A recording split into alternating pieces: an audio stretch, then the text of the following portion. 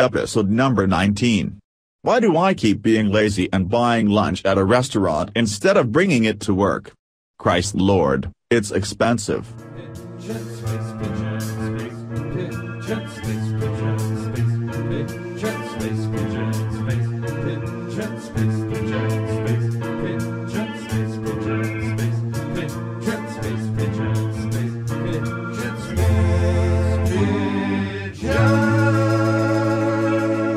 Space pigeons are in my podcast. Space Pigeon Radio, featuring the sons of Acworth, podcasting now, close to Acworth, Georgia.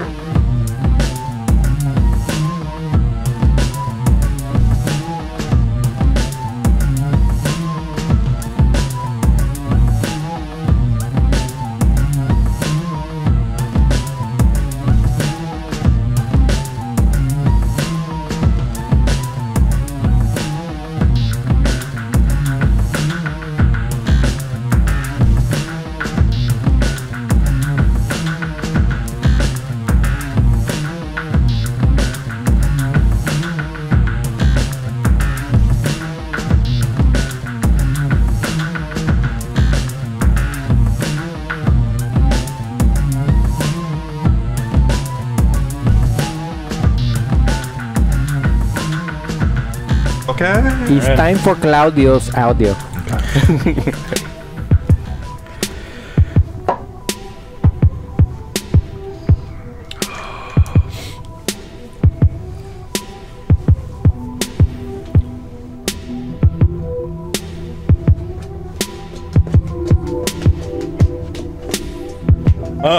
Yeah.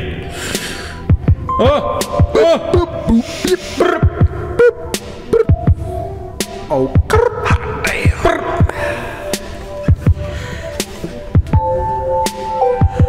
Let me take your junkie. Let me take your junkie. Let me take your junkie. Let me take your junkie.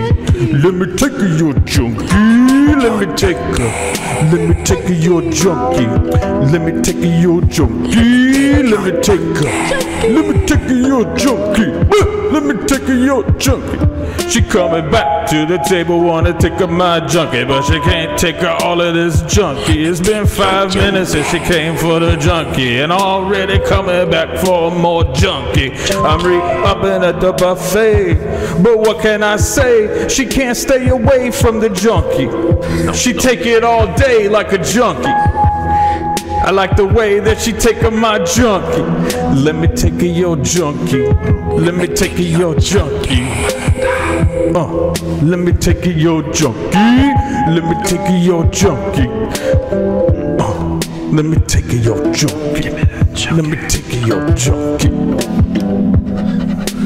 Take your junkie. Get funky. Don't take my junkie. Take my junkie.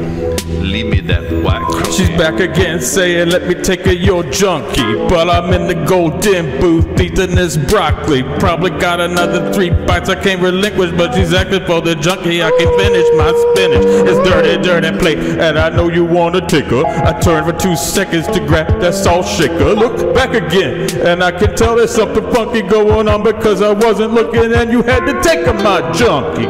Let me take her your junkie. Let me take her your junkie. Let me take her your junkie.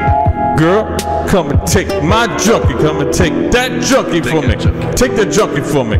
Take that junkie for me. You want to take that junkie? Get that junkie.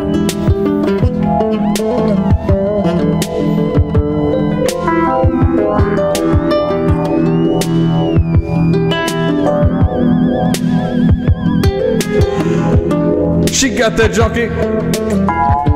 junkie. She got that junkie from me. She got that junkie. She got that junkie. She come and took that junkie away.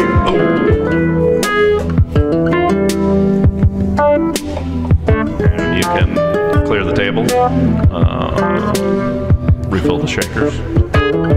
I said she's earning those tips, earning those tips. I said she's earning those tips. Gotta make that money. Said she's earning those tips, earning those tips. Take that junkie. Why she gotta take my junkie? Fuck that! Don't take my junkie. Why you gotta take that junkie from me?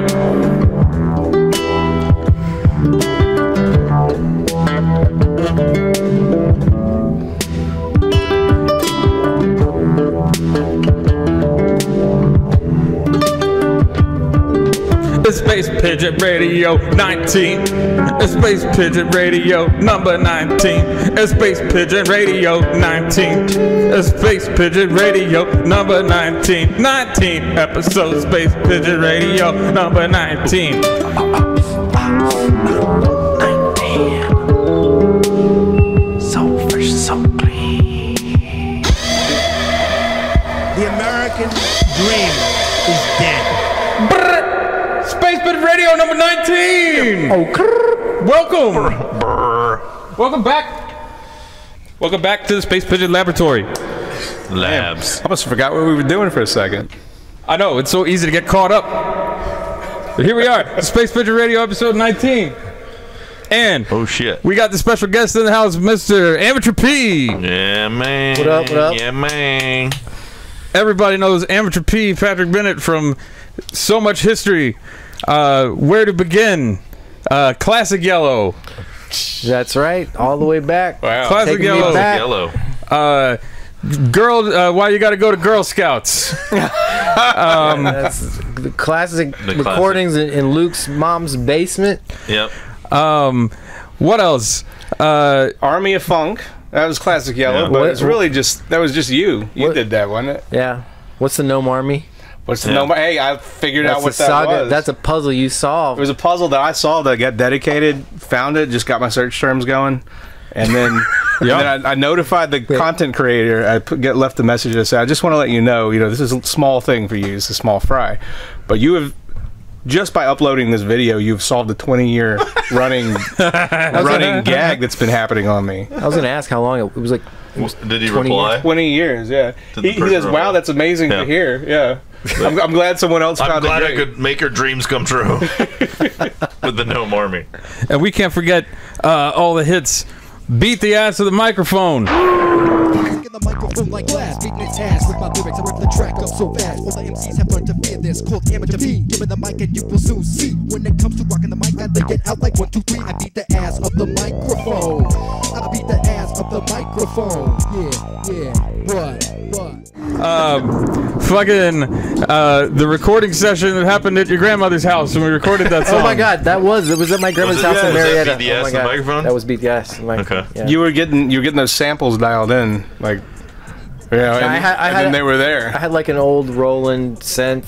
I don't know if I was there that day. I don't think I was. What? I don't think I was. What brought You weren't because you weren't on the song. I wasn't on the song. If you were on the song, you were there. Did we how did that even come to be? I'm trying to remember. It was just like we want to do a song, and that's sort of the Sons of Acworth motto. It's like, if you're here, you're on the song, asshole. You guys remember Snackaroonies? Yes. Yes. Snackaroonies. Pretzels. I have a weird memories are spotty from that era at this point for me, but one thing that sticks out in a weird way is being over there, and I think the movie Deep Blue Sea was on at some point. I think I had that on DVD. Yeah, I think you were showing me the scene of Samuel L. Jackson getting eaten by the shark. Yeah. I remember it. That's coming back to me now. Yeah, thanks. I haven't seen that. I also haven't seen. You've never seen that? We need to I add haven't that to the seen that, list. and I haven't seen Jaws, and I haven't seen. Have you never seen Jaws? Like, I saw half of the first Alien. Haven't seen any of the James Bond movies. We were talking about this. Yes. Yeah. You haven't seen up until very recently, I had not read any Harry Potter books or seen any Harry Potter movies. And actually, on the way here, I was in the last chapter of The Sorcerer's Stone on Audible. I will finish it on the way back. Yeah. I saw Prisoner of Azkaban last night. Really? President of Azkaban. Yes, the president. The only one I ever saw was the first one with Hinkle, and it was awful. Really? Yeah, and there were children there were kids sitting in the row in front of us, and like 3 or 4 of them fell asleep. Like, it was bad? Well, it was just slow. The movie's just super slow, and it's like everybody that's a fan has told me like you got to get past like the first 3, and then it gets really interesting or something, 3? or first 2 or something like that. And I was just like rolled my eyes when I heard somebody say that the other day. I was like, nah, I can't. I feel like whenever there's like a complete story or a complete saga, I feel like it's something I have to go back and. Or that I want to go back and watch. Sure. James Bond, I can see being an over and over. Yeah, it doesn't matter. You don't. It doesn't matter if you get the point. It's like but it's Harry he gets Potter, pussy, and he's a secret agent. That's it. You got it. Yeah. Ongoing series. Yes. Yeah. What other hits? Special Crack. Who could forget Special Crack? Man, yeah. And they act to the word. I smoke crack in the act. To the word, you best recognize the skirt of my dick on the earth.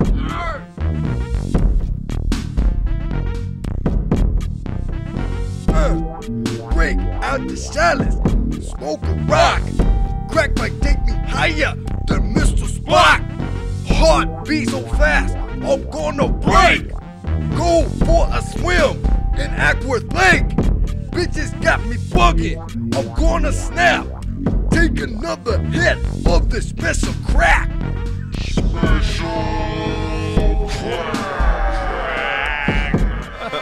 Project Management. Project Management song. This is where you picked up a project management textbook that I had laying around when I was taking project management class in college.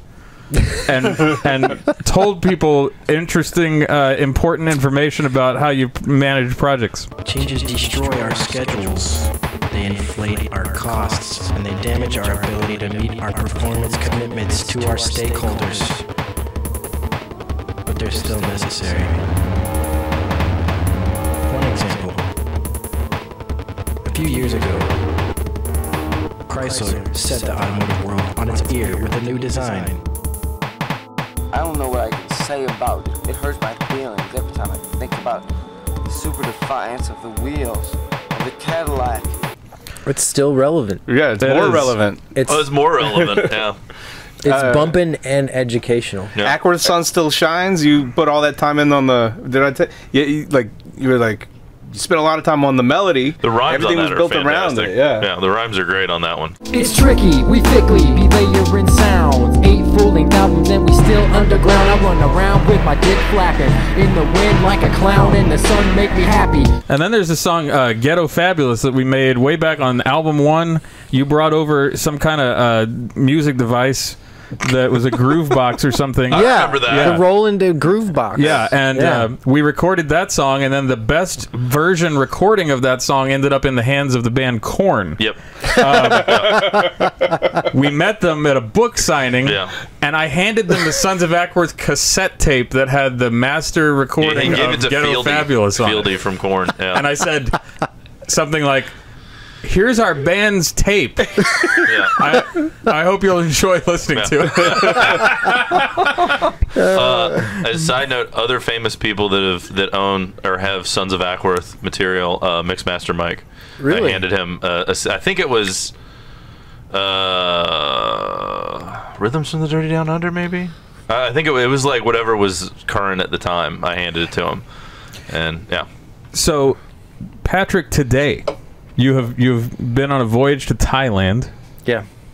And that sounded amazing. 3 times I've been to Thailand. The pictures are crazy, 3 man. times. You've been 3 times? 3 times. Because my family lives there. Yeah. Oh, that's right. Yeah. Yeah, my parents moved to Thailand. My sister, youngest sister, and my grandmother, they all live. Really? All of them? Wow, that's crazy. So I go back, it seems like once a year. I don't know if I'm going to make it back in 2019, but... When the first time you went, what was the most amazing thing about just getting there? Like, what struck you first? Like, well, I'm in Thailand. Oh shit! Oh shit! Well, I had just been on a plane for about 22 hours collectively, and so arriving in the hotel in Bangkok and having and being able to put on a robe and drink a beer and lay down in the bed and see this view of this massive city. That was the first thing that struck me. Obviously, when I got Did you to drink snake liquor?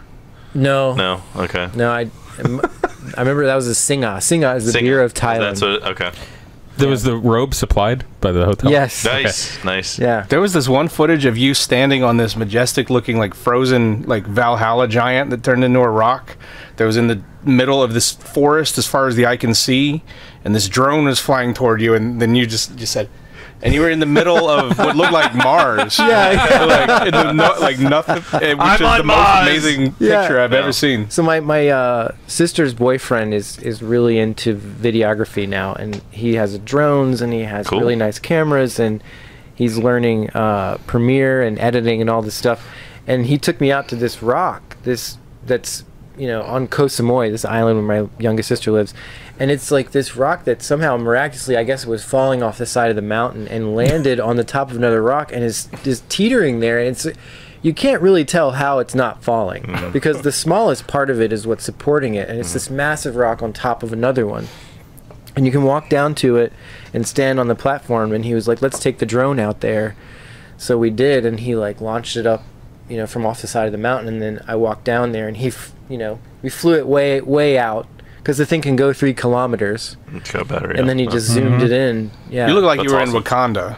Yes, you were like, That's the island my sister lives on. It's a tropical paradise. That's awesome. Nice. Yeah, that view in that video made me sick. I was like, fuck, it's flying We have to get away. that video. Yes, we'll have to. Another thing. So you for a while were posting like delicious cooking that you would do at home. You look like you really enjoy cooking lately. I love it. Yeah, I became obsessed with Chef's Table on Netflix. I don't know if you guys have seen it. I've seen it. Yeah. And it's a hobby, but also a passion. Yes. Have you ever used our sponsor before? Dullard Chef. Dullard Chef? No. Yeah. Dullard Chef. We have an actual sponsor. They have easy to use meal kits. Yeah, easy to use meal kits for your home. Dullard Chef. I should check it out. Yes, you should. Okay. High quality ingredients. Okay. Yes. Great. Yes. I will. Yeah. There's only like salmonella once. Like it was kind of an incident, but yeah. Who? The Berserker egg dip is phenomenal. Yeah. I tried that last week. Who had salmonella? Is it? There's some sort of litigation going on right now. We'll just say he's not back this episode. Yeah, we can't talk about it. All right. It's an ongoing lawyer process. Lawyers, Yeah. But they're great. They're great. Okay. Yes, but yeah, you have a passion for cooking lately. Then I do. It's like a meditation. It calms me. Takes me out of the stress of daily life. Speaking of food, there's a mystery platter sitting here in front of us that you didn't cook, but someone among us did. Yeah, I didn't cook anything. You didn't cook anything. Make this Wait, did you cook something? I didn't cook anything. I just felt like I might have been a little hungry myself. And then goodness. I said, well, you know what? I don't think anyone has ever. I talk about chicken all the time, right? But I don't think anyone has ever had my chicken because I eat it all. Yeah. Right? I think I may have had it once or twice. There's definitely like back when we were living together, I definitely had no technique. At his old place, I remember you making chicken in the oven one time. I think somewhere you did. Yeah, a long time ago. Like you were in, I think we were in college. I think that it was. I think I grabbed a bag of chicken and threw it in your oven and ate it. Yeah. Yes. But, so I wasn't really cooking it. It was just like fulfilling a need. So would you like to unveil what we're going to see? I mean, I hope it looks great still. It's been kind of hanging out, but are we gonna? Just, is everybody hungry? You guys hungry? Sure. It's entire. I'm down for some chicken. This is an entire chicken? Breasts of baked chicken. Jesus. Wow, look at this. Oh. It's probably more than anyone wants, but this was not Dullard Chef. No, this is an original recipe. This is I wouldn't even go that far. What? Oh, look at that chicken! Yes. Get in on that chicken. Notice I've already eaten mine. Look at that beautiful chicken coverage. That is gorgeous. That was the drone that just flew over the table and took a video. That won't put anyone on the spot. You may choose to if you wish. I just decided, I'll present some chicken. Excellent. I think when we have our next commercial break, I'm going to have some chicken. Same. Yeah. Yes. It smells delicious. It looks fantastic. We don't want to get it on my keys, so yeah, I appreciate it. Yes. Yeah, and Thank so you, much. Crow. Thank you. So much stuff like. It smells good. obviously we had that night. I think we've talked about it on the show before, but the crazy ghost night in Ackworth, that was amazing too. Oh my God, with the car? Yeah, the car. Yeah, and Tell me about that again. That's the night I met Eric Grantham. Really? Yeah, because we went to Sarah's house, and Eric Grantham met us there to Sarah Barrett? Yeah, Sarah Barrett. To put some of these images into Photoshop, because Tyler was obsessed with like zooming into them as far as we could to try to see. Look for the little orbs. Yeah, and to see faces in the orbs. Like I was on vacation, like right when he first found the orbs in the pictures, and he called me. And this is really before, like, you know, I mean, I had a cell phone, but it wasn't like I used it like all the time or anything. So he calls me, and he's like, I have evidence. And I was like, really? And then he's like talking to me and Junior. I put him on speakerphone, and me and Junior are talking to him, and he's like, I have evidence, dude. It's real. It's all real. He goes, and they start talking about the gnomes. Yeah. And I was like, oh my God, dude, Tyler's gone off the fucking deep end. It was great. That was right around the time when he was totally convinced that the polar shifts were going to happen soon. Yes. I remember those conversations. But he was he'd gone to like one of the cemeteries and like taking these pictures, and he was like, dude, you could see the skulls, you know. And then when I got back, I saw the pictures, and I was like, what the fuck are you talking about? So really quick to wrap up. So like, long story short, on the ghost thing, we went to go check out a potentially haunted house. There were like several trips to this place off of Third Army Road in Ackworth.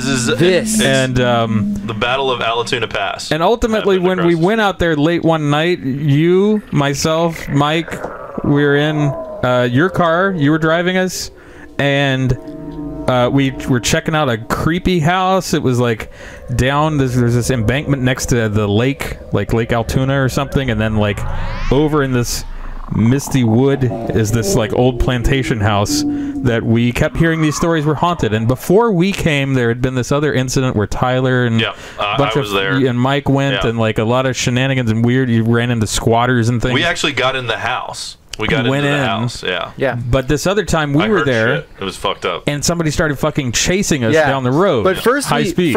I think it was me and someone else that was with us went into it.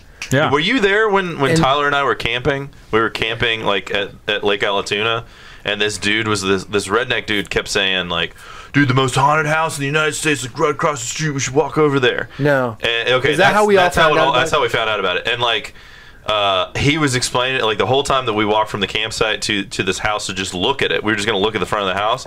He's telling me, he goes, it's right. It's been right next to the lake for this amount of time. He's like, and he knew something about construction, and he was like, the house should have just not have lasted this long because it's so close to water or something like that. It was like it should have washed away or some shit. He had some theory about it.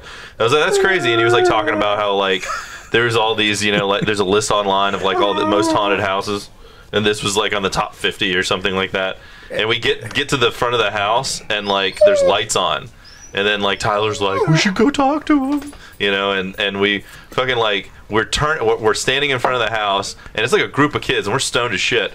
And like we're turning around to walk away, and somebody walks out and comes down to like where the fence was, and we're just walking back across the street to go back to the campsite, and the dude has a gun. And I was like, what the fuck? Yeah. So well, like it is, you know, Acworth. So he walks out. So I was like, oh shit, somebody lives there, and they're like, fucking get off my property or whatever. And the guy comes up, and he's like, hey, he's like, you guys heard about this house being haunted, right?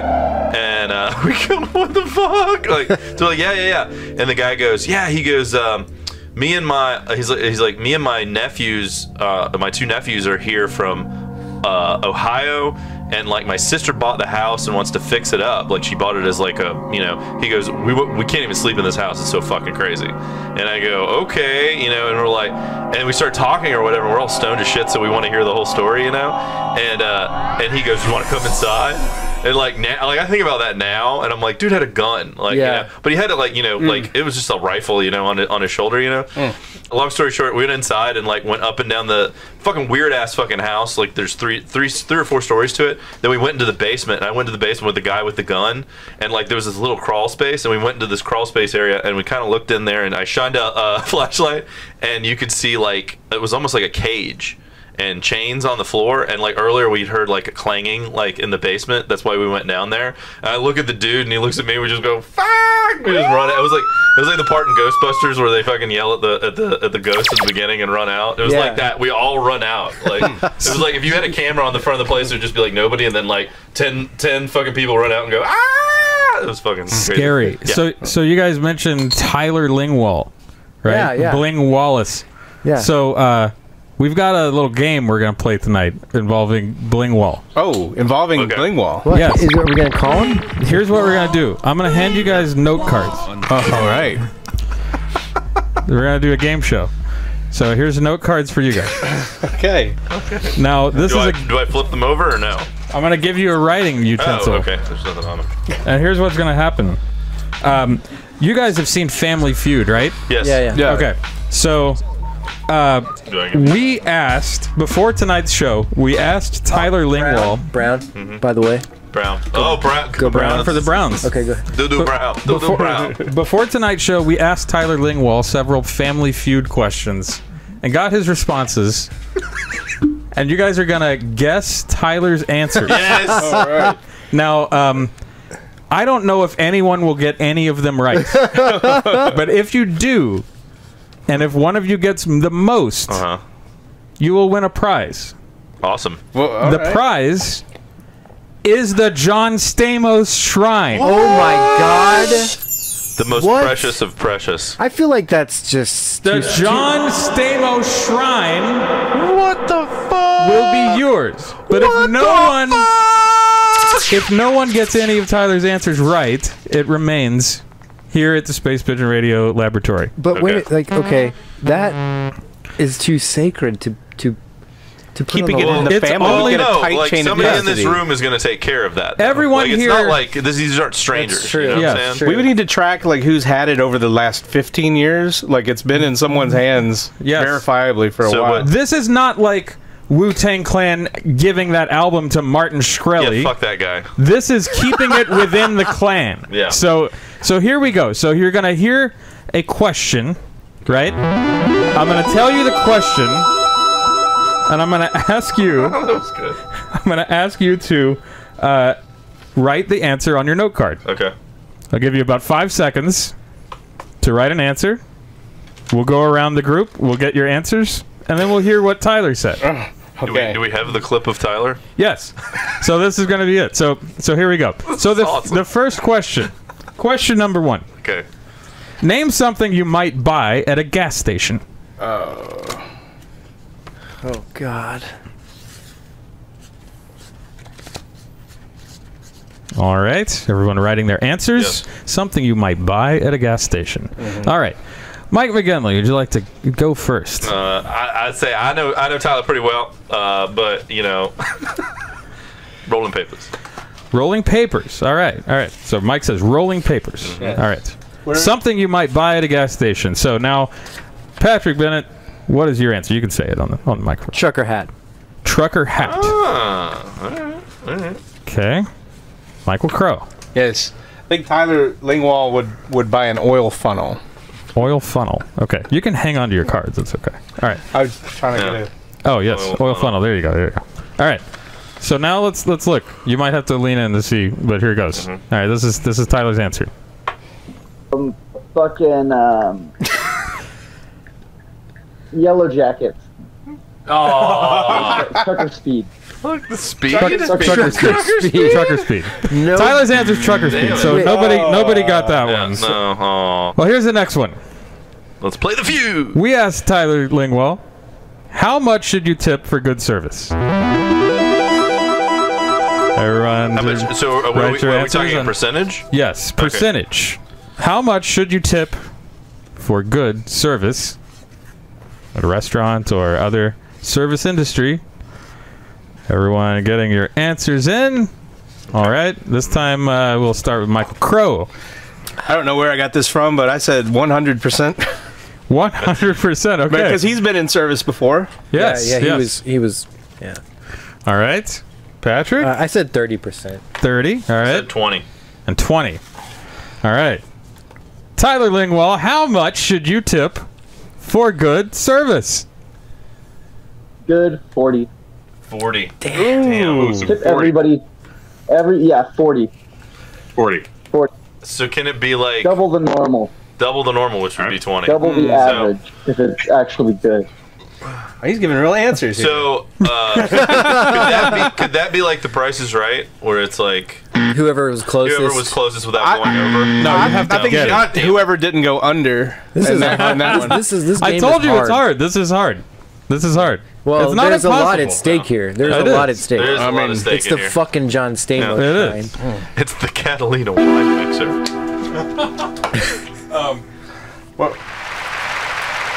Yes, thank you, everybody. All right, next question. Okay. We asked Tyler Lingwall, name a famous wizard. Name a famous wizard. Oh, fuck. Wizard's very popular in culture. It's famous wizards in books and cinema. All right. Everybody knows wizards. All right. Patrick. Merlin. Patrick says Merlin. Merlin is a famous wizard. Gandalf. Mike McGinley, Gandalf. I started writing, see what came to mind. I just got the letter A. Letter A. Okay, before you what I really wanted to say was the wizard bong that fucking Junior had. That's what I wanted Wizard to say, bong. but I didn't go with it.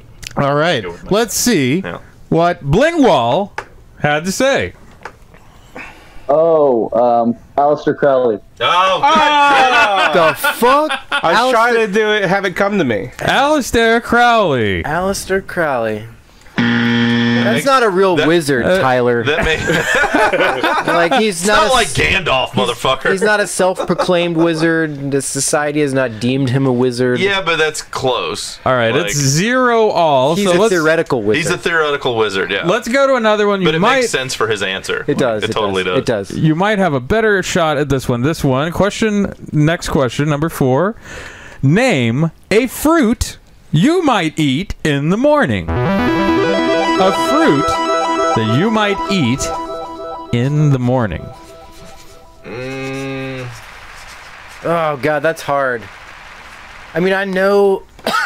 Fuck. No, it can't be too fancy. No, it can't. Okay, all right. Everyone thinking. It looks like Michael Crowe is ready with his response.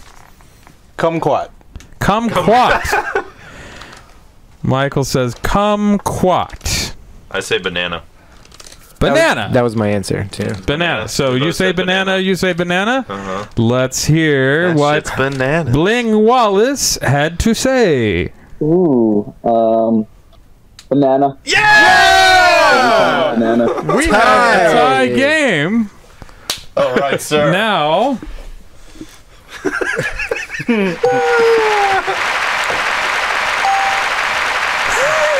Dang. all right, it is This is amazing. Irish Mike and Amateur P 1 and 1. Michael Crowe with 0. 0. All right, next question. We asked Tyler Lingwall, name a reason you might be late for work. Okay.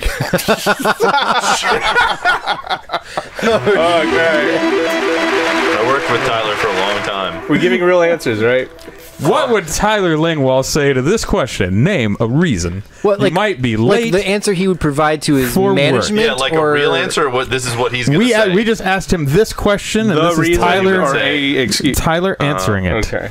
Yes. Tyler Lingwall. Where does he currently work? Famous. That's going to affect my answer. Tyler currently has multiple positions, including a valet. Okay, I got it. Yes.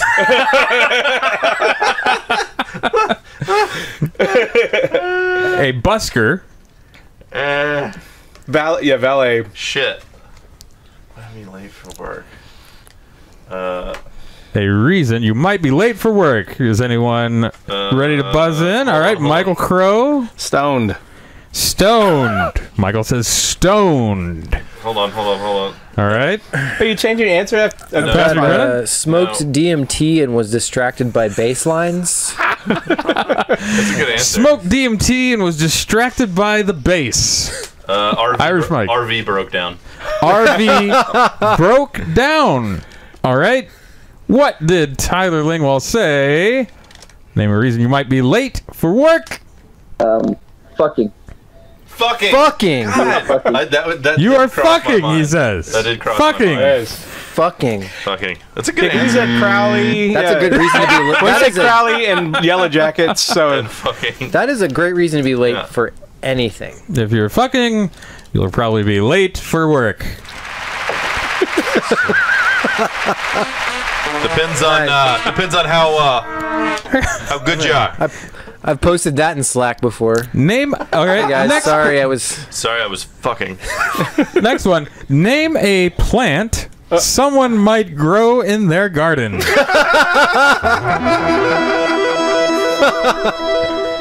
Wait, are we all gonna get this right? God damn it! I'm gonna go out on a limb again and be wrong again. Many people grow things in gardens. What would Tyler Lingwall say about a plant that someone might grow in their garden? Patrick Bennett. Tomato. Says tomato. Hemlock. Hemlock. For Michael Crowe. Sprouts! And bean sprouts. Are we all? We're just all gonna be wrong. We're all wrong on this. Tyler Lingwall, what is a plant that you might grow in your garden? Ooh, calabasa. What the fuck is It's that? like a pumpkin. The pumpkin? A pumpkin in Spanish. A telebasa? Okay. Oh man. We're really. All right, it's there still a- a is there a lightning tie round or game. something? It is still a tie game. Now, here's a film and theater question. It is name an older actor who is in a lot of movies. Older actor who is in a lot of movies. According to Tyler Lingwall. Older actor who is in a lot of movies. Yes. Tyler Lingwall, famous bassist for Funky Fetus and the Eaters. Actor, not actress, right? Actor. Actor. Okay. Actor. Actor. Famous. Actor, Gary. Famous for. Living or dead? Does that matter? Oh, that's not in the question. It just says All right. an older actor who's in a lot of movies. Hold on. Okay. All right. Michael Crowe. Liam Neeson. Liam Neeson. Fuck. Mike McGinley. Shit. Running out of time. Morgan Freeman. Morgan Freeman. All right. Paul Newman. Patrick Bennett says Paul Newman. Tyler Lingwall. An older actor who's in a lot of movies. Fuck, this is a good one. What's that fucking dude? Shit. Say it. Give me 1 second, because I'm bad with actors' names. Somebody just came to my mind. I'm just like gonna This is gonna shoot her off the top of my head. This is Liam Neeson. Oh my god! You fucking. How can Michael Crowe coming in with a amazing response. Unbelievable. That's like winning the lottery. I know. That's like. Can I cash out? Holy shit! Phenomenal answer. All right. Holy shit! Next one. That's awesome. Name something you never leave home without. What would Tyler Lingwall say that he would never leave home without? Tyler Lingwall, famous for boxing Patrick Bennett.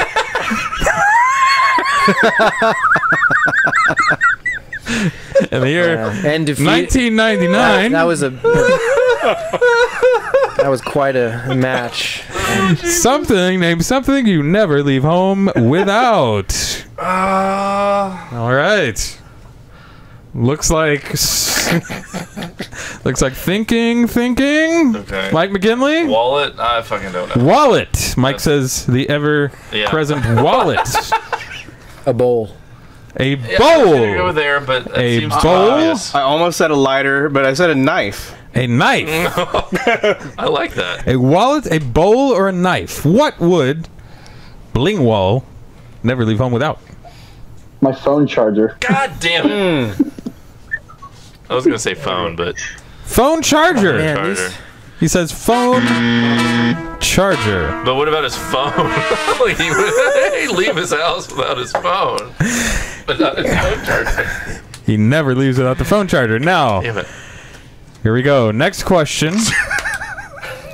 We asked Tyler Lingwall this question. We said, name a food that starts with the letter L. Tyler, what is a food that starts with the letter L? Oh, God. Many foods in the world, many letters in the alphabet, but one in particular for this question, the letter L. All right. We'll start with Michael Crowe. Legumes. Legumes. Legumes. Lasagna. Lasagna. And... Leaves. 5 seconds. Leaves. Leaves. Liam Neeson. Liam Neeson. Tyler. She said leaks. What is the food that starts with the letter L? Oh, linguine. Linguine. Linguine. Because it's got the word ling in it, you know? Yeah. It's a little bit of self-promotion there. It's got the word ling in it. Linguine. Should have known. Linguine, guys. Linguine. All right. We're more than halfway. We're in a tie game. More than halfway, okay. Jeez. That was question number 9 out of 15 with one tiebreaker afterward. Okay. So number 10. Name a reason someone might turn down a job. Name a reason someone might turn down a job. Tyler Lingwall.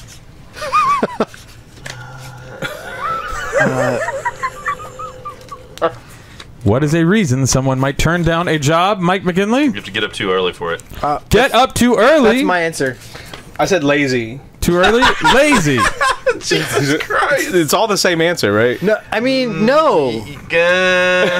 I would turn down a job. Don't feel get like up working. too early or lazy? Doesn't want to get up that early. Yeah. I don't mind working during certain hours. I don't want to get up at 4 in the morning. That's my answer too. Yeah.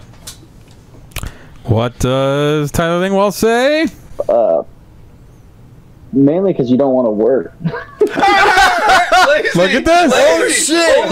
Lazy. You're in the lead. Dude, you're pulling away now. You Wow. are in the fucking lead. We had a chance to all have the same answer there, too, but... That's a real Cinderella story right there, to be honest. Like, he didn't do much at the beginning, and now he's like, just pulling away. Well, yeah, that's amazing. Well, I'm just letting the thoughts come to me. Aleister Crowley speaking to me from beyond the grave. And you're starting to get in the headspace of Tyler Lingwall at this point. Like where he is. Like yes. It's a combination of things. Sure. We asked Tyler, name a sport you would only watch if the players were naked.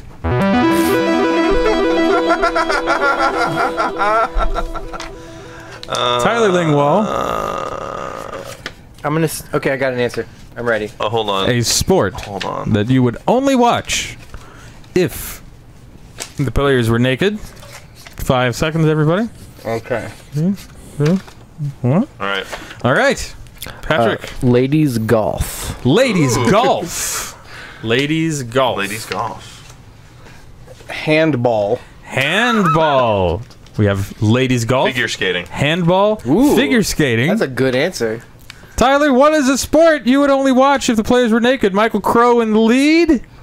We will see where things end up after this answer. Uh-oh. I think it would be like, what is it? Like the Tour de France? What is that? Like, what is cycling? Bicycling. That's a pretty good answer. That's good. Oh, Seems like a lot of chafing, though. Yeah, really. Like Seriously. a whole lot of chafing. That seems impossible. That's hilarious. Who's that extra person? Extra person? Is that another guy or No, that's me. So we're on that was you. Google on Skype or Hangout, something, or and when on Hangout. Google Hangout, if one of us makes a sound, the camera Yes. changes to the person making the sound. Yes, you did the excellent. All We right. asked Tyler Lingwall the next question. Name a famous person, real or not, named Jose. A famous person, could be real, could be not. I whose know name the answer is already. Jose. Yep. I know it. All right. Everyone ready with Yes. your Jose answer? Yes. Yes. Mike McGinley. Jose Canseco. Mike McGinley says Canseco. Jose Felicianos. Felicianos, says Patrick Bennett. I said, Jose, can you see? Jose, can you see? I wasn't even going to say anything. Tyler, which Jose will you say? Jose Canseco. Yeah! Oh my God! Jose Canseco. Mike is winning. No, I'm tied. Oh, you're tied. We're tied. A tie game. Wait, no, I heard him like when he said that. Yeah, I heard tied. Jose. I heard Tyler go. It Jose is Canseco. 2 for Michael Crowe, 2 for Mike McGinley, 1 for Patrick. Who knows Tyler Lingwall best? No, We you're Blingwall. We have former bandmates, former co-worker, Yes. former Mormons. Former Mormons. Yes. Name something. That's the most intimate of relationships. Name something, we asked Tyler. Name something people do at home on a Saturday night if they can't afford to go out. They can't afford to go out. What is something that people do at home alone on a Saturday night? Everyone thinking hard on this one? I got it.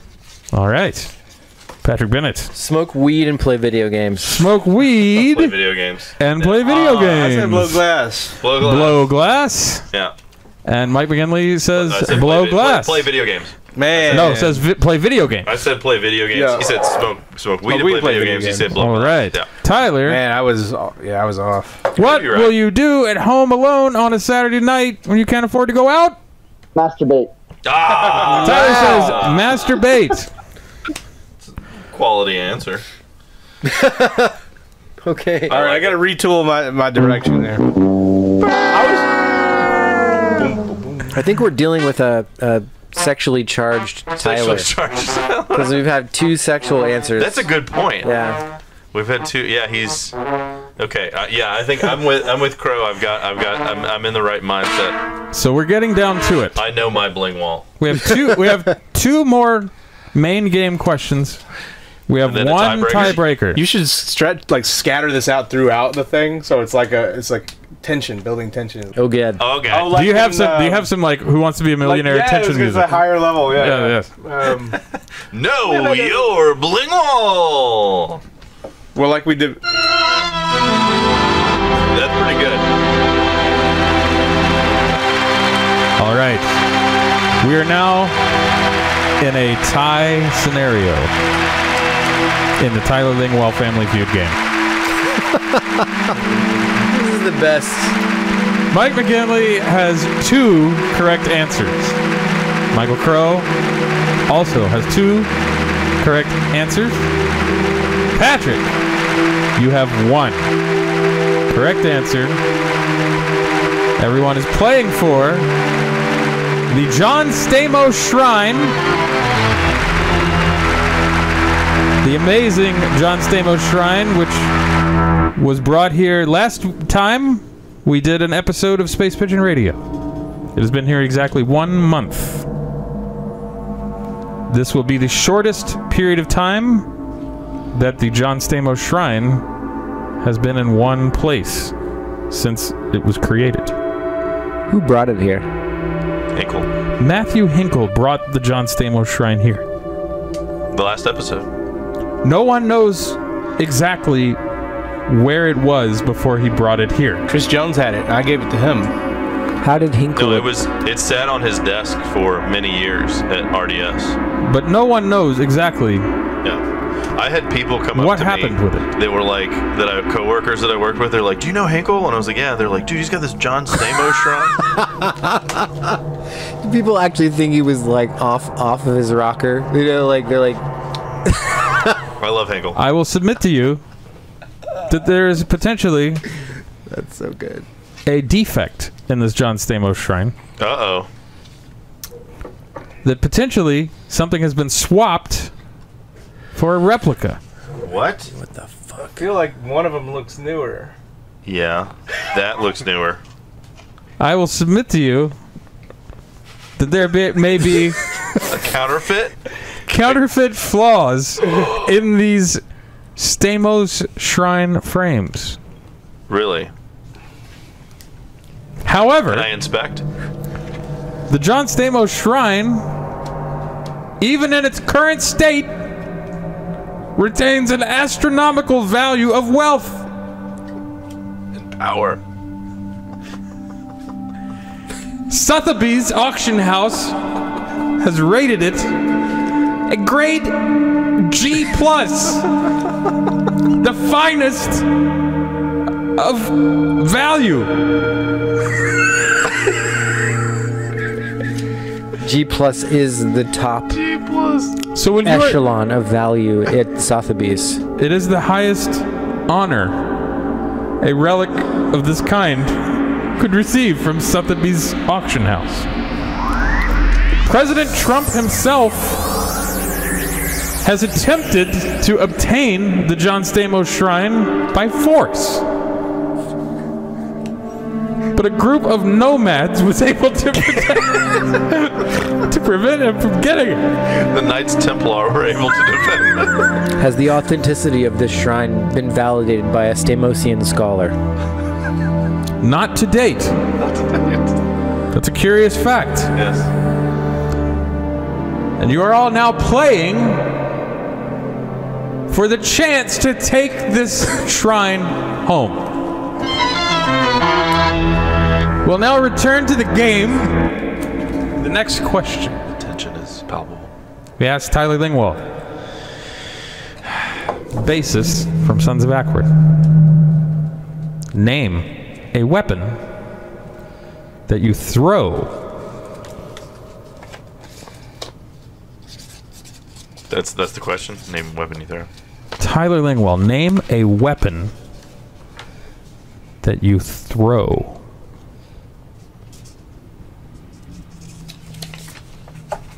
Many weapons in the world. Some are shot. Some changing it. Some are weapons used I got it. in hand-to-hand combat. Okay. Some weapons are dropped from military aircraft. God damn it. Now you're making me second think my answer. But other weapons are thrown. Motherfucker. And we asked Tyler Lingwall to name a weapon you throw. We will go first to Mike McGinley with your answer. Axe. Mike says... Axe. An axe. Chinese star. Ooh, that's Patrick a good one. Bennett says a Chinese That's a really good one. star. That's very Tyler. I also said a shuriken, which is also a throwing star. Like, it's a Japanese star, though. Oh. Michael Crowe says a shuriken. Shurikens. Hadouken? I got Shuriken. shorts. A shuriken. Hadouken? A shuriken, a Chinese star, I should have and said an a axe. Hadouken now that I think about it. Hadouken. Yeah, dude. If he says Hadouken, I'm gonna be fucking pissed. I will tell you that one of you Oh, fuck. has the correct answer. Damn it. And one of you Uh-huh. does not. Okay. Even more so, two of you do not.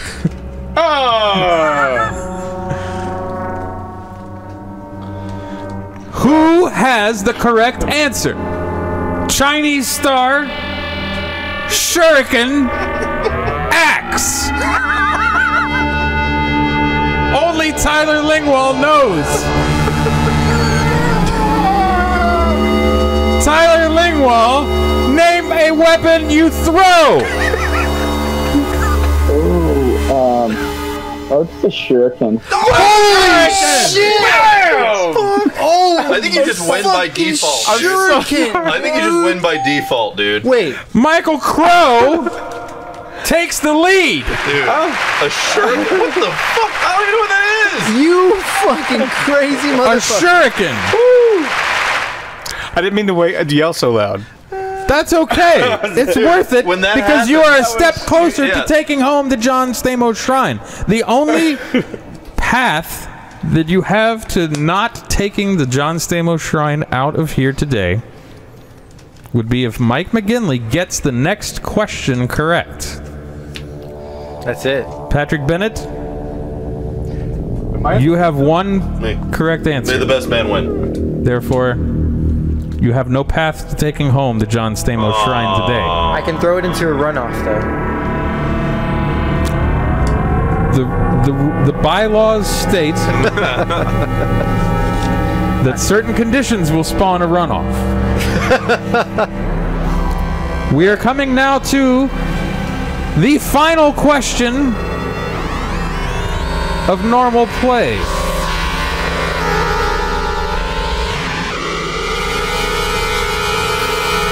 For the chance to take home the Shrine of John Stamos.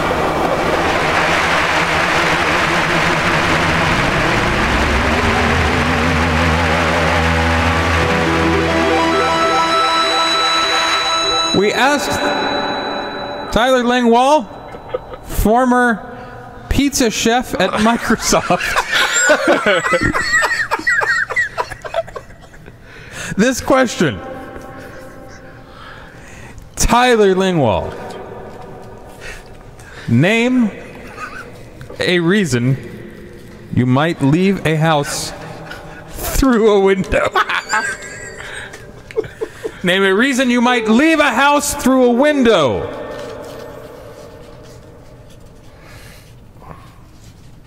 Many people enter and leave houses, some through doors. Most often. Oh, fuck. Occasionally, people must enter and leave homes through windows. Name a reason that you might leave a house I can't through a window for the win. Okay. For the final win of the game. The stakes are very high. The stakes are incredibly high.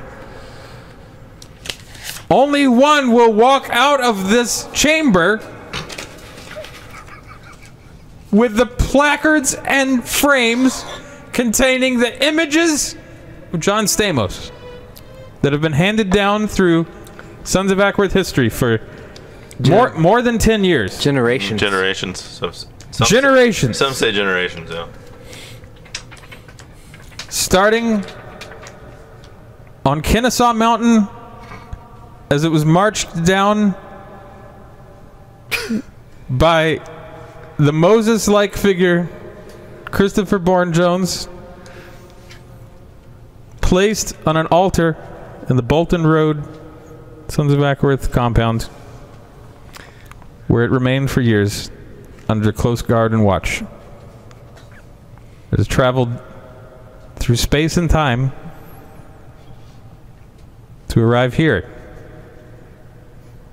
In this moment. At this moment. Yeah. So important. On this tiny table. It will be written in history. So it comes down to this. History will be decided based on this question. And so it was. Future history. So it shall be. Shall be written here, now. Name a reason you might leave a house through a window. Michael Crowe. Fucking an underage girl. Oh, God. That's fucking an underage girl. Oh, God.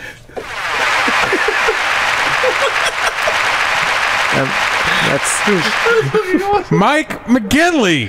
What is your answer? The cops are there. The cops are there. Cops are there. And Patrick Bennett. Same. The police. The police. The police have arrived. The police have arrived. Arrived. Patrick Bennett with no chance to win the shrine, but we thank you for your participation. It was a great effort. It was a great effort. Yeah. Thanks. You've proved through your one correct answer that you truly kind of know Tyler Lingwall. Yeah. Yeah. It all comes down to this. Fucking underage girl or the cops showing up. Tyler Lingwall. The score is 3-2. Michael Crowe currently in the lead. If neither of these answers are correct, Michael Crowe takes the shrine home. If one of these answers is correct and it's your answer, Mike McGinley, What happens then? we go into a tiebreaker. Does the tiebreaker involve physically calling Tyler? Now? I will not say what the tiebreaker involves until it is time for the tiebreaker. Killing me. Here we go. It comes down to this. The correct answer. Name a reason you might leave a house through a window. They're really high. They are really high. They're really high. The windows are high? Or the people... Nobody got they're it. really Nobody high. got it. Nobody got The it. person is really high. The person is really high. That is totally. Yeah. Yeah. You know what that means? But the winner, Michael Crowe. Yeah. Michael Crowe takes home the John Stamos Shrine. It's amazing. Yay! For fun, do you want to hear the tiebreaker question? Yes. Yeah. I'd like to. I don't think all the votes were counted. First of all. Yeah, I'm gonna have to put this before the federal courts. This is a fun tie. Just because we don't need to use the tiebreaker, we asked Tyler Lingwall, name something a short person might have trouble doing with a tall person. Fucking underage girls. Fucking underage girls. Definitely fucking. Yeah. Fucking. Okay. At least this mode of Tyler. Tyler This version of says. Tyler, yeah. Tyler says. 69ing. 69ing. I mean, It's fucking. Yeah. He says 69ing. That's one mode of fucking. If you had a short torso, then it would be difficult. Right. But if you had like a normal sized torso, but your legs weren't very long, then you'd be fine. I want to say, Yeah. thanks everyone for playing. Thank you. Tyler Lingwall game. That was excellent. We're going to take a break. Yes. We're going to have some of what Michael brought. Congratulations. And we'll return yes. for resume the final portion of Space Pigeon Radio. Let's eat some chicken. Space Pigeon Radio, world premiere. New music from the Spies. Featuring Blingwall.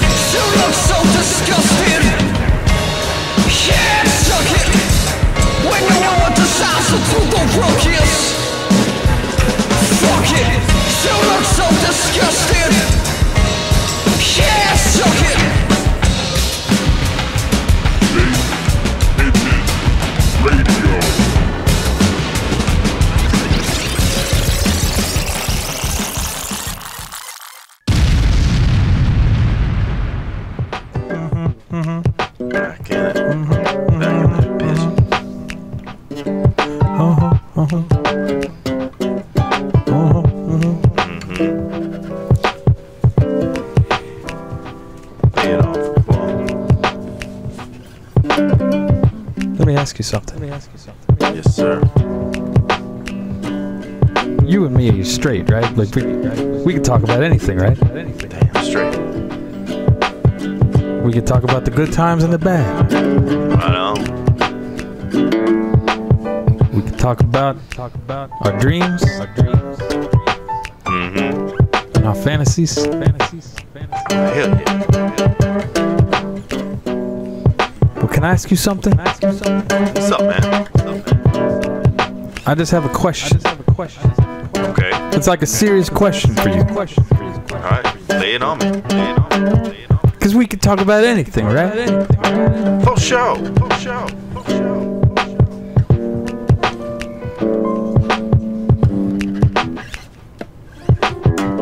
You mean that, right? Yeah, bro.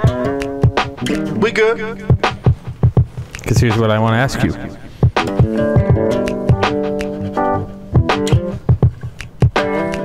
Can you describe the keto diet to me?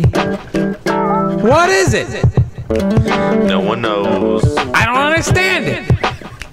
Can you describe the keto diet to me? It just sounds like you eat a bunch of meat, right? Well, pretty much you lock out carbs and sugar and you basically eat meat. That can't be right. That's it? I think that's pretty much it. Sounds really unhealthy, but you lose a lot of weight. But I mean, the whole diet's around eating like shit. Eating meat, I guess. Just no carbs. I mean, aren't you supposed to eat healthy? I suppose. Like a little bit of this and a little bit of that. It's just a bunch of meat. I think you eat vegetables. Some of them. I don't know the rules. That's what I mean. I know you initially get what they call the keto flu. The keto flu is basically that your body is adapting to the fact that you're just eating meat and some vegetables, no carbs. But is it possible to eat too much fat? I don't know.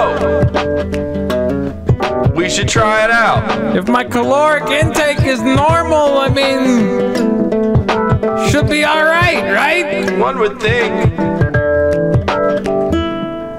You don't want to eat any complex carbohydrates or sugar, because sugar turns into carbs. So we don't like carbs? Evidently not.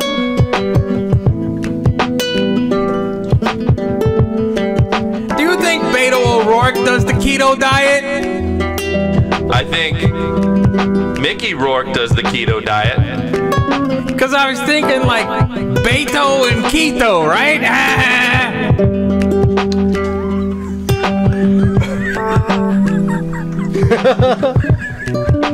Does Jason Bateman do the keto diet?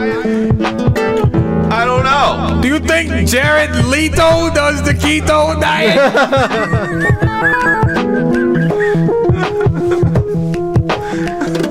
Wouldn't it be Nito if Judge Ito did the keto diet? There's you want to hear about like bad health inspection scores in the area so you know where to not go to? Sure. Don't go to Capers. Really? Capers restaurant. Aww, that place used to be so great. Capers in Kennesaw, Old Highway 41 has a grade U. Oh, formerly Bailey. Oh, U is what you give elementary school kids. Hold on. What is U? Unsatisfactory. I've been out of the restaurant business for too scary. I've never been on the restaurant business for too long because it used to be a percentage that you would get. Yeah. You have A, B, C, and U. This is new. And that's some kindergarten for you. So you go to Capers, you will encounter hands not clean and properly washed. Management knowledge and responsibilities not good. Okay. Non-adequate hand washing facilities. Tyler Lingwall worked at Capers. I'd like to add that. So. Did he really? Mm-hmm. Is that formerly Bailey's? No. Capers was owned by a guy from Louisiana. It was over in downtown Kennesaw. I think they moved to Barrett Parkway-ish area like a few years ago. Did you guys get scared at Mexico Typico when it'd be inspection time? Oh yeah, dude. The inspection person in Paulding County liked us because we used to give him free food, and he was just like, I don't give a shit. Like he was just like, I don't care, whatever.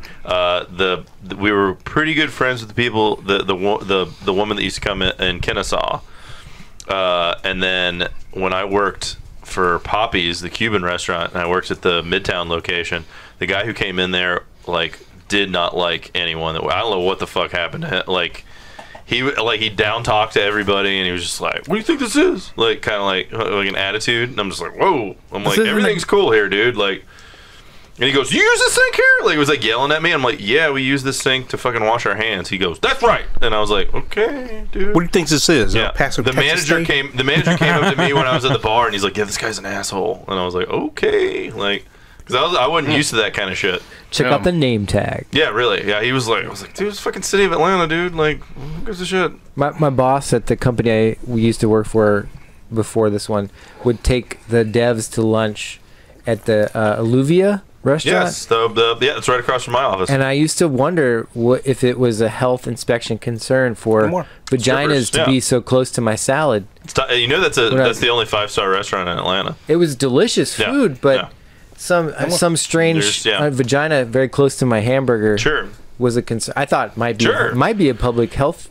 What's interesting is that is like the last 1-story building in Midtown, and like the company that I work for offered them money for that location, and they turned them down. And I mean, I'm sure the money was just nuts that they offered them to build like literally like a 20-story building. It must make more than that. Yeah. But it's like, it's funny is like I didn't realize that place originally was a Ford car dealership, and I was like I was on the 11th floor in my building, and this old guy that I work with was like, "You know that was an old Ford dealership, right?" And I go, "Holy shit, it looks just like a fucking car dealership," because they park the cars and like inside and shit, and there's like a huge fucking parking lot. And I was like, "Oh, yeah." Right, masquerade. You had an interaction with an unexpected interaction with somebody in your office building. Yes, I did. What? So, I work in an office building that is a co-working space. Oh. So fuck that. We have a. Oh, it's quite nice. Is it actually nice? Okay. Yes, it's quite nice. We have a 4-person office among other offices that are small, and there's it's right by SunTrust Park. We talked about this last time. Mm-hmm. Famous location of the man freezing to death in the freezer. And the Braves at the Braves Stadium. Putting the beer in there and he died in the freezer. Yes, that story. And so God rest his soul. In this co-working space, there's you have a common area. Then you have your offices. The common area has an elevator attached to it and a kitchen. And so I'm walking out into the common area. I've got my laptop in my hand. I'm going to go find a phone booth to take a conference call inside. Sure.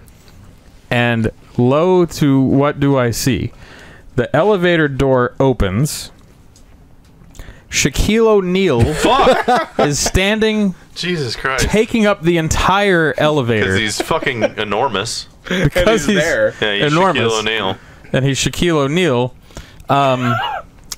He was visiting, I guess Verizon had some space like up above us in the co-working building, and like he had gone up there to do some business. Yeah. And I'm passing through, laptop in hand, on my way to the phone booth. I turn, elevator door opens, filling up the entire elevator view is Shaquille O'Neal, makes eye contact with me.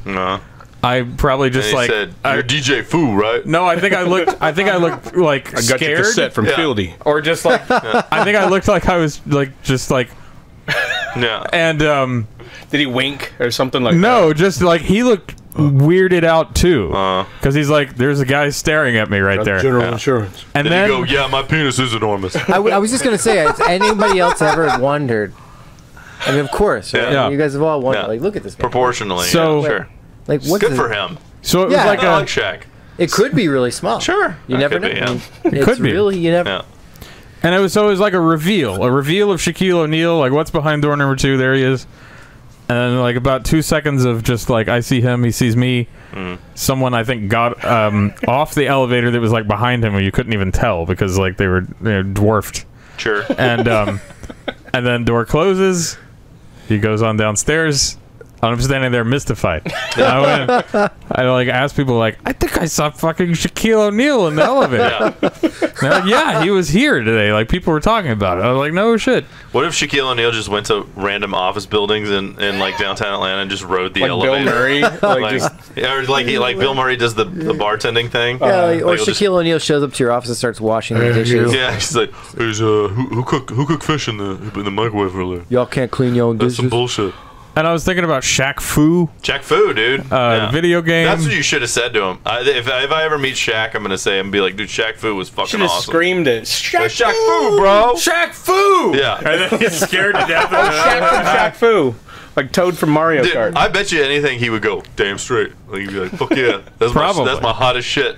Knock it off. Like I don't give a shit about the basketball thing, but Shaq Fu was my fucking jam. He's truly tall in person. He's about. I met Dikembe Mutombo at a Hawks game a couple of years ago, and that motherfucker is like 7'1" or some shit. He's ginormous, and like I was at a Hawks game. And I'm standing by the bar, and then I look out, and there's like a crowd of people, and then it's Dikembe Mutombo in the middle of it.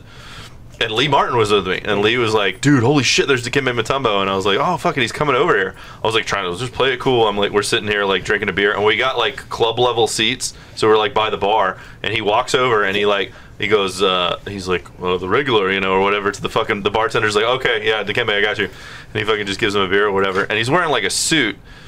But you can kind of tell that the suit was like 20 years. Like it was like he has to get his clothes custom made. Oh yeah. So it looked old as shit, kind of like he looked like he was wearing clothes that he probably wore 20 years ago. And I was like, dude, I gotta go up and say hey to him. And I was like, hey man, I was like a big fan from back in the day, man. And he's like, oh, he's like, oh, thank you, very, very nice and everything. And Lee was like real like he's like, I don't want to go fucking talk to him or whatever. And I was like, I gotta fucking go say hey. Went and say hey, and then that was it. But I was like, that was legitimately the tallest person I've ever seen in my life. So, Sports Minute. Oh wait, first I got an aside about Shaquille O'Neal. Yeah. Do you guys remember? This came to me. Like, do you guys remember the random scenes in Freddy Got Fingered? Yeah. Where his mother is hooking up with Shaquille O'Neal. Yes, in the bed. You remember this? Yeah. I mean, it's the most random part of the whole film. Yeah. Like suddenly, his mom is dating Shaquille O'Neal, and they're like in bed together. Yeah. Okay. Yeah. Anyway. Yeah. Okay. Yes, that's a great. That's another movie. Did you ever watch Freddy Got Fingered? Yes. Okay. God damn. Out of all these movies, But that's not one of those I consider like for most people in the world. It's not like Teen Wolf or something. It's like most people didn't. I like how you picked Teen Wolf out of the fucking air. Gremlins. Okay. All right, sure. So last time on the show, we got Mike's update on the Falcons. Let's hear the Cleveland Browns update. Huge fan. All right, yeah. So from Patrick Bennett. I'm relatively new to this sports thing, but I had to pick a team, and I decided to go for the underdog, which has been a pattern in my life. And I picked the worst team in the NFL historically. Historically, not last week. But I'd like to congratulate the Cleveland Browns on their victory last weekend over the Atlanta Falcons, who have historically been a pretty strong team, at least in recent years. Yeah. But what are your thoughts on the Browns right now? Like, where are they going? What's kind of they're fourth in the AFC North. They've got Baker Mayfield from Ohio State. He's still talent. young. He's still strong. Sure. They're kind of neck and neck in terms of wins and losses. They've got one tie. I think that which is a rarity, but that's yeah. But considering last season they lost every game. Yeah, that's they true. didn't win a single game true. last. They actually had a parade when they lost the last game. This is the funny thing. I think it was Budweiser. Yes. In Cleveland, set up a bunch of coolers and bars with free beer, and it was locked. Yep. And they said, if the Browns win a game this season, we're going to give all this beer away for free to Browns fans. And they did it. They did. They won pretty early on in the season. I can't remember who they beat, but yeah. The tie was the funny part because that was the first. It was like the second game of the season, and they tied. And it was like, and everybody was like, "Can we open up the beer?" Like, no, they had to win it, and everybody got the free beer. And but so it was the Steelers, yeah. There's tie with the Steelers. That's right. Which everybody was like, "Holy fuck," because they haven't beat the Steelers in recent memory. The Steelers are pretty strong. Yeah. So they got a rapist to quarterback. It's a good thing. Like, Baker Mayfield, rape is. Well, Baker Mayfield hasn't, but allegedly. Ben Raplesberger has. Oh, really? Yes. Oh, okay. Allegedly. In Milledgeville, of all places. Yes. And then we get the Super Bowl, so there should be another rape coming up? Usually there's a rape around the Super Bowl, yeah. In Atlanta? Yeah, in Atlanta. So we don't talk about that, us brownies. But I think that they've got a shot at the Super Bowl in Atlanta. Sure. Okay. I like this. This is a long shot. I like it. Dark horse. Still too early in the season to tell, but I'm here for it. See, this is Patrick Bennett's hot takes right here. I like it. I like it. That's it. That's all I got. Heard it here first. He's a part of the dog pound now. I like it. Yeah. Super Bowl prediction. Yeah. Cleveland Browns. Cleveland Browns versus I'm not sure yet. Not sure. The Patriots. You don't think who's coming out of it? Well, that could never happen, but in the Super Bowl, but it would have to be an NFC team. Oh, that's right. So okay. it would have to AFC be. Championship. Wait, is that why? Is that well, the AFC Championship? It could be Browns. Is that why they're not Patriots. playing? Wait, the Packers are in the AFC, right? Packers are in the NFC. They're in the NFC. Yeah, same division as Falcons. That's why. Yeah. Okay. Yeah. So you learn about this is great. What is happening? I want the Packers to fast forward to like a year from now, and he's gonna be like, "Fucking Baker Mayfield, man." Nick Chubb, Jesus, fucking great running back. Dick Chubb? Yeah. Nick Chubb. Nick Chubb. That would be even funnier if Dick Chubb. Dick Chubb. No, I actually said when Nick Chubb ran, I think it was 95 yards for a touchdown. Like he got a 95-yard touchdown. I texted Darius.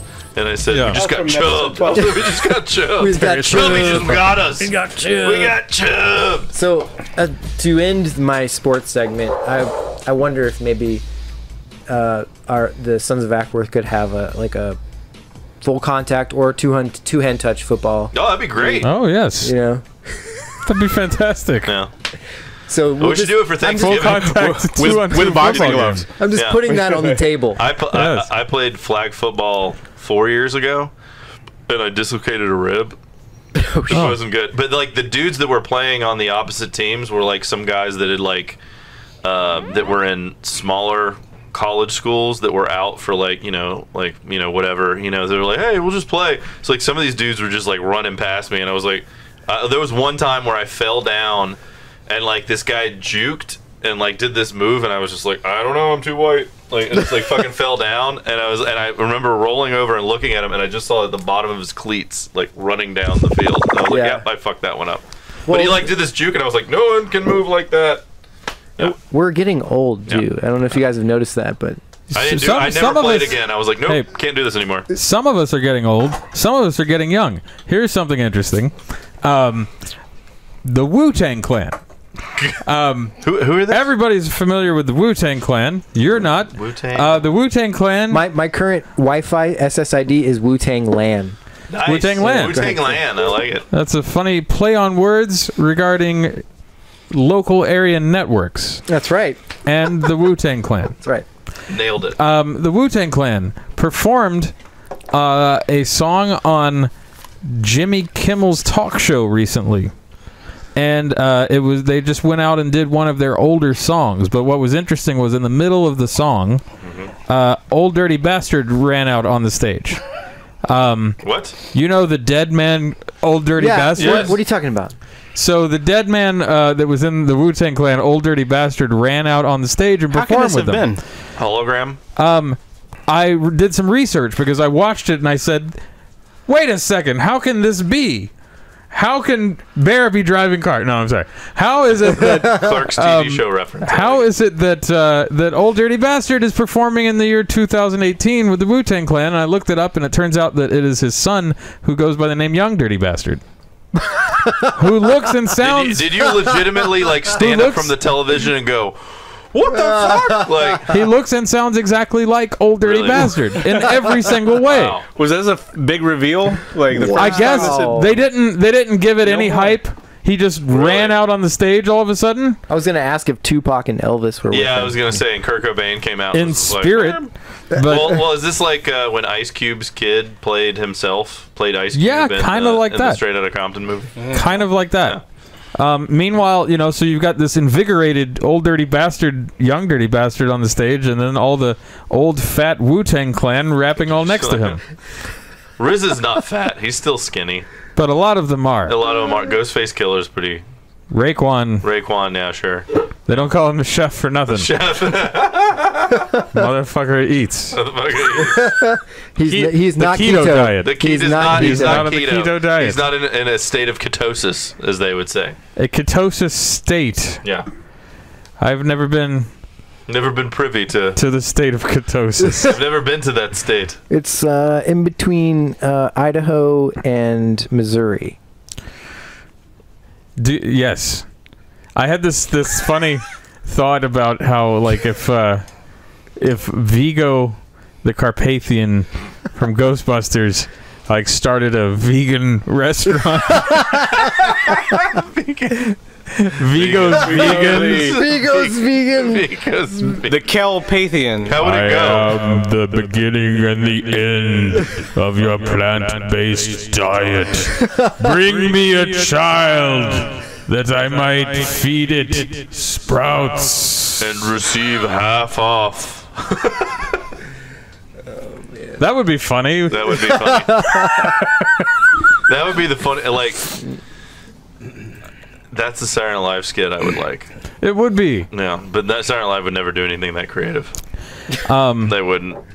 So, did you like that Saturday Night Live like slam right there? That was, like, yeah. I mean, where have they gone? They've gone off the rails. Yeah. Lord Michael says, "Suck my dick." They're no great thing. Michael, let's talk a minute about your experiences in Texas. You went to Texas? Oh, when I went to Houston, yeah. Yes, yeah, can you talk about that a little bit? I have a photograph. State. I love it. Yeah, no, I went to my job. It's kind of like my last job where I technical write and do some designs for medical software. Except then when we get a new client, we go and we scan their inventory. So all of the catheters and all of the staples and the wires that go inside people, we stick them with barcodes and we scan them into the system, and then we go back and then we like check our counts, be sure they got all of them. And so we went out there and we did the inventory for this tiny hospital.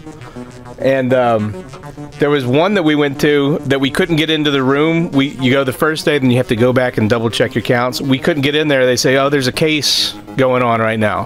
What does the case mean? The case is somebody's getting their stroke. They're getting a wire run through their artery, and they're ablating a damn clot.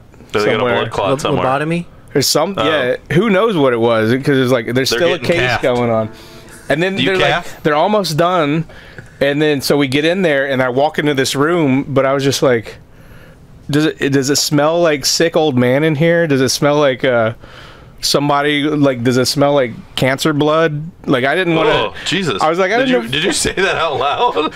No, but I was thinking, I was just here yesterday, but it feels different. Is that like a Target candle scent? It was definitely.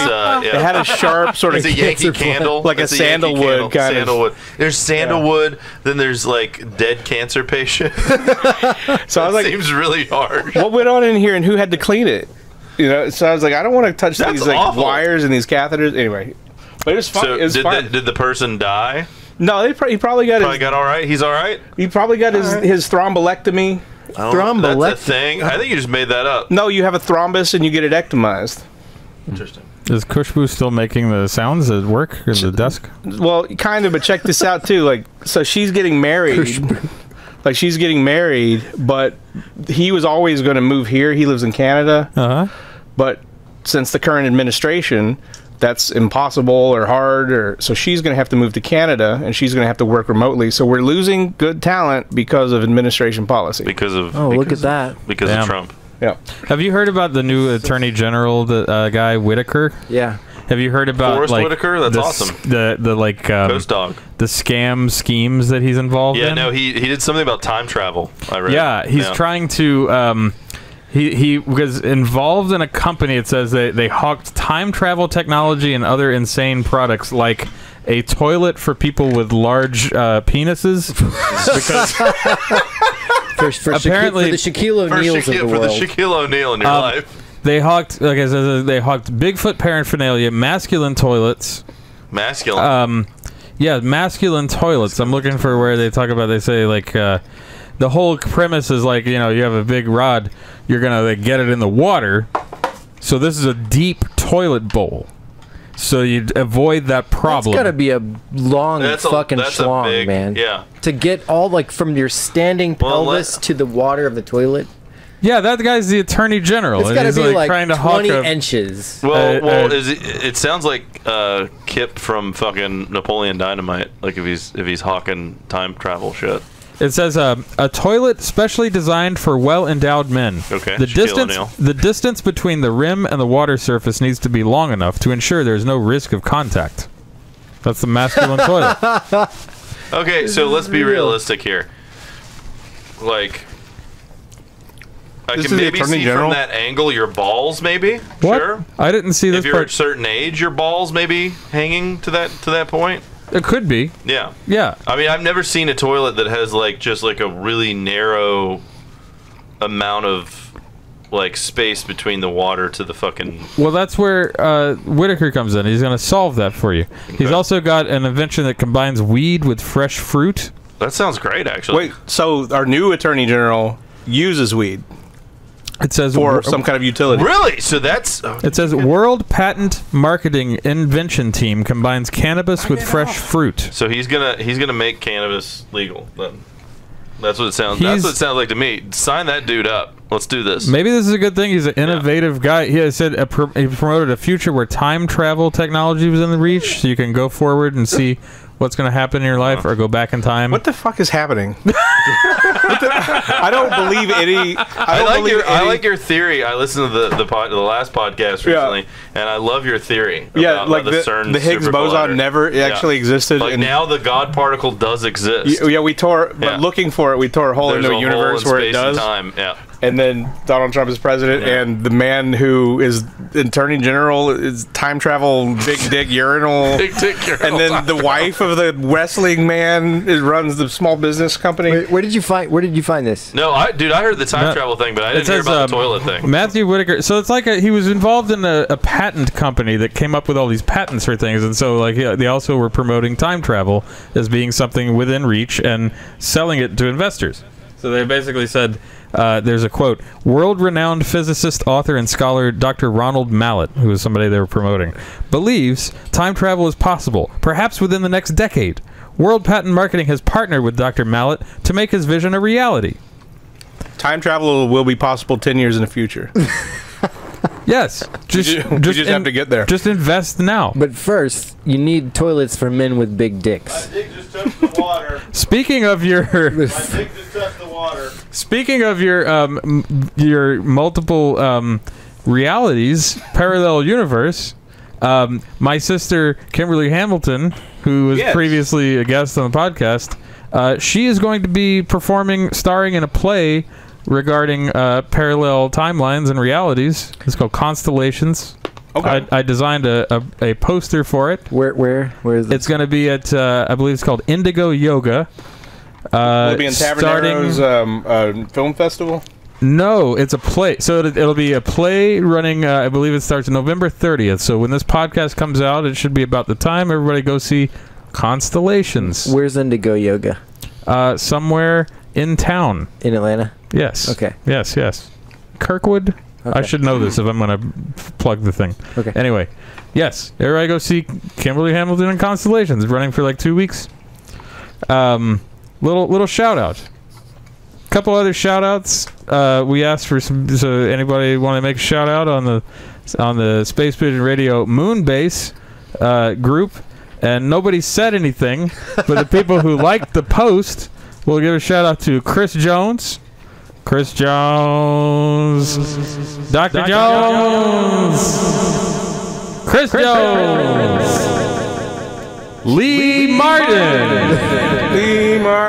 Second time Lee Martin has been mentioned on the Matthew Cheney. Hello. Hey, and Danielle Faucher Walker. Faucher Walker. Faucher. Shout outs, everybody. Shout outs. Let's see here. Get your time travel technology before it's too late. I'd like to give a shout out to my Dyson vacuum. But you always go back in time. I've got one too. It's great. That's a good point. Dyson vacuum's fucking fantastic. It's great. It's a great product. They suck so hard. They suck super hard. And it's Just low key. It works every time. Yeah, you know, those people that the people that I haven't seen comment on anything Space Pigeon Radio related, which I think they're going to find out that we've done a couple episodes and they'll be very excited. Is Lindsay and Doug. But Doug's sort of on some kind of break. Hadn't seen him in a while. I haven't seen Doug in a while. Also, Bob Donlin, of course. No more. I haven't seen Bob really comment on anything. Always, Bob. I took a hike in Estes Park, Rocky Mountain National Park, with Bob, like 2 months ago, and big ups to Bob. Big ups to Bob. That guy's solid. I love that guy. What you guys think of all the Georgia election rigging and whatnot and stuff? It looks like it might be a runoff. We're not sure yet. We got to walk off. We could be it could be a runoff triggered. Well, I like how Kemp finally resigned from his position of basically like so he could focus on the transition, not on the candidates. All right. Well, now I screwed up the election, so now I win, and I'm gonna point this gun at this child. Yeah. It's so weird. Doggone politically incorrect conservative. To be honest, I don't really like either of them. Like I just don't. But Kemp seems like a fucking just. But he's gonna do the damn religious freedom bill, and he's gonna run off everything that stayed, like Super Bowl and the events and Hollywood. We're gonna get these Hollywood, these goddamn liberals out of here. You gotta get them out. Creating these jobs and building this, this economy. Goddamn liberals. That makes me less powerful as a white man. It just and then these gay people, I can't get my dick hard anymore. Like it's just the worst. I miss some good old days, when like Macho Man Savage would Brutus the Barber Beefcake. Now that was a man. And when you could ask for the Wolfman and he would still give you some furniture. Sometimes you'd ask for Donna. But it was okay. You don't usually. It was okay. But usually you don't want to give a woman that much power. That's right. Okay? No. You usually get milkshake for 50 cents. 50 cents, Now, remember, everything closed down on Wednesday? Because I don't know why Baptists close everything down on Wednesday, but they do it. Because you got to go worship. You got to go. You got to have Awana camp outs. What is Awana? That's where the kids go and hang out with the Boy Scouts. They do camp outs and have soda pop. I don't know what that is. They tie knots and they praise Jesus. They memorize scriptures. They memorize Jesus.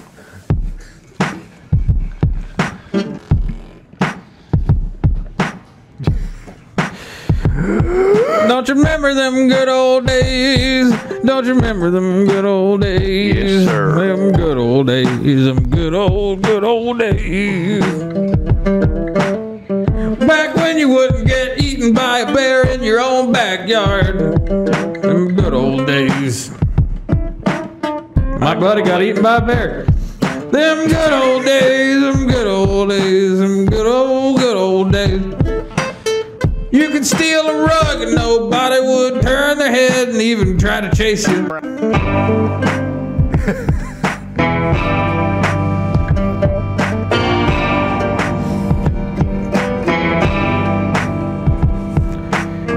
Don't you recall them good old days?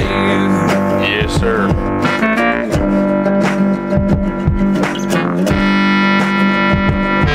You can point a gun at children, nobody get pissed off. Those are good old days.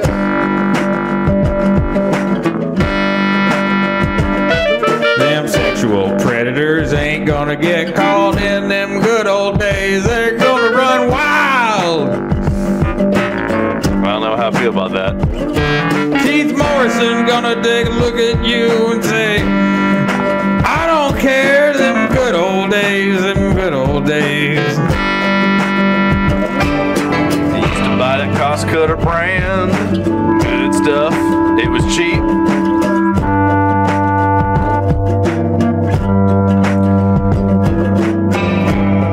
Tilda Swinton wasn't in every goddamn movie in the good old days back then. In the good old days.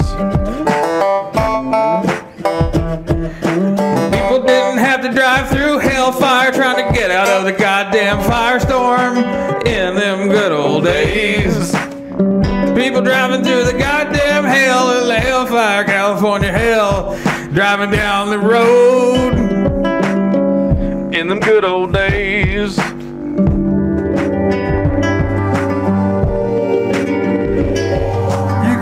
bunch of goof off when you spill paint, and it wouldn't even give you cancer. Good old days. Am I the only person in here who knows what goof off is? Good old days. Good old days. Good old days.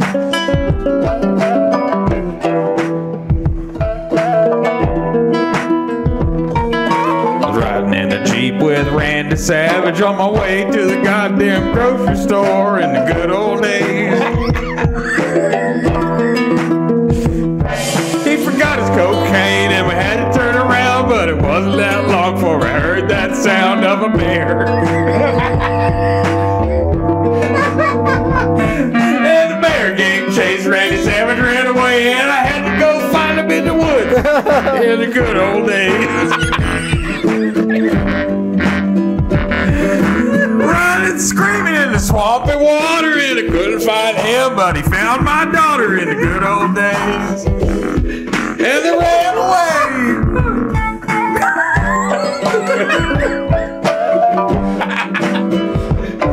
Now Randy Savage got bit by a zombie, coming back to life, now he's killing my mommy. Good old days. In the good old days. Them was the good old days. Old man Potter just fucking his shoes. He ain't got a goddamn thing to lose in the good old days.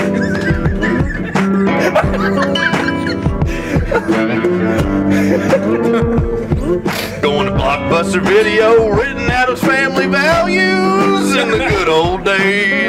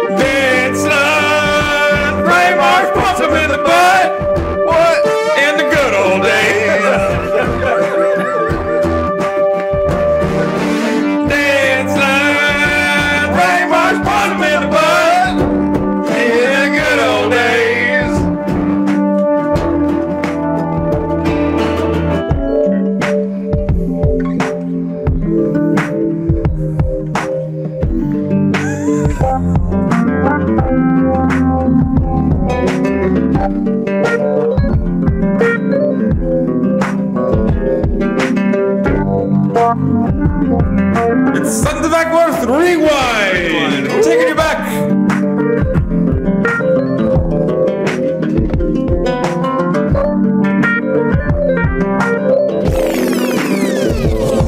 Took a Tesla to PF Chang's, ate some Mentos in the car, took my pants off and I ran around in them good old days.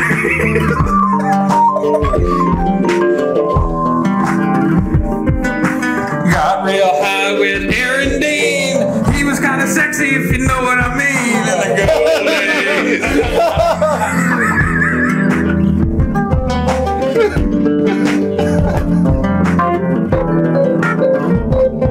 When you played a board game, it didn't take a fucking doctorate to figure out the rules in the good old days. The games are complicated now. 55 pieces if you want to play this game. Gotta lay that shit out for 5 hours. Fuck this shit. I like shoots and ladders. This shit's easy. This shit's easy as fuck.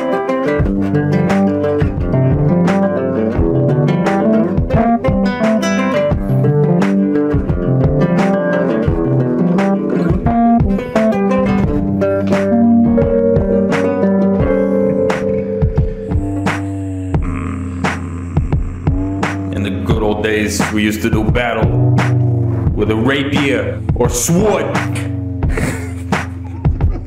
Many people entered the dungeon. Only one exits.